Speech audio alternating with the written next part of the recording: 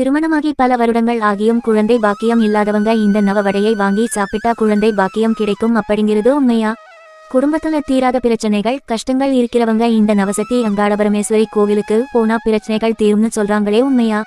இந்த கேள்விக்கான விடைகளை இந்த வீடியோவுல விளக்கமா பார்க்கலாம். வீடியோவை கடைசி வரைக்கும் பாருங்க.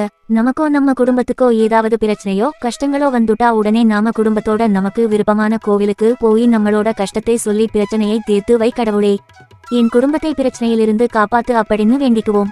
இந்த கோவிலுக்கு போனா நம்மளோட பிரச்சனைகள் தீர்றதோட திருமணமாகி குழந்தை இல்லாத தம்பதிகளுக்கு குழந்தை பாக்கியம் கிடைக்கிறதாகவும் பக்தர்கள் பேசிக்கிறாங்க.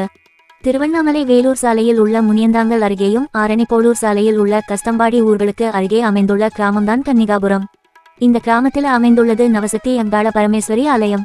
இந்த கோவிலில் ஒவ்வொரு மாதமும் அமாவாசை மற்றும் பௌர்ணமி நாட்களிலும் மற்றும் ஆடி மாதத்திலும் அம்மனுக்கு சிறப்பு பூஜைகள், கரகம் எடுத்தல், தீமிதி, அம்மன் ஊர்வலம் என திருவிழாக்கள் வெகு விமரிசையாக நடந்து வருகிறது. இந்த நவசக்தி அங்காள பரமேஸ்வரி ஆலயத்தில் நடைபெறும் திருவிழாவின் போது பக்தர்கள் முன்னிலையில் எண்ணெய் சட்டி வைத்து நவவடை சுடப்படுகிறது. அதாவது நவவடை என்றால் 9 வடைகள் மட்டுமே சுடப்படும். கொதிக்கும் எண்ணெய் சட்டியிலிருந்து கைகளால் எடுக்கப்படும் இந்த நவவடையை சாப்பிட்டால் குழந்தை பாக்கியம் கிடைக்கும் என்பது பக்தர்களின் நம்பிக்கை. இதனால் இந்த நவவடை பக்தர்கள் முன்னிலையில் ஏலத்தில் விடப்படும். குழந்தை இல்லாத தம்பதிகள் இந்த நவவடையை பக்தர்கள் பல 100, 1000 என போட்டி போட்டு ஏலத்தில் வாங்கி செல்கின்றனர்.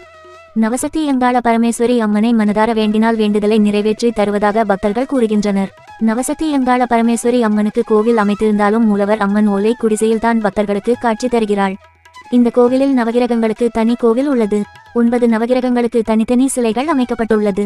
பக்தர்கள் இந்த நவகிரகங்களுக்கு தீபம், சூடம் ஏற்றி வழிபடுவதன் மூலம் நவகிரகங்களின் அருளை பெறுகின்றனர். பக்தர்களின் வேண்டுதலை நிறைவேற்றி அவர்களின் குறைகளை தீர்த்து வைக்கும் நவசக்தி அங்காள பரமேஸ்வரி ஆலயம் அங்காள பரமேஸ்வரியின் அருள் பெற்ற சேகர் சுவாமிகள் அவர்களால் உருவாக்கப்பட்டது.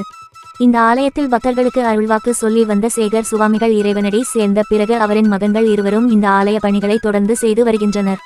வாய்ப்பு கிடைக்கும்போது பக்தர்கள் அமாவாசை, பௌர்ணமி நாட்களில் இந்த ஆலயத்திற்கு சென்று நவசக்தி அங்காள பரமேஸ்வரியின் அருளை பெறலாம்.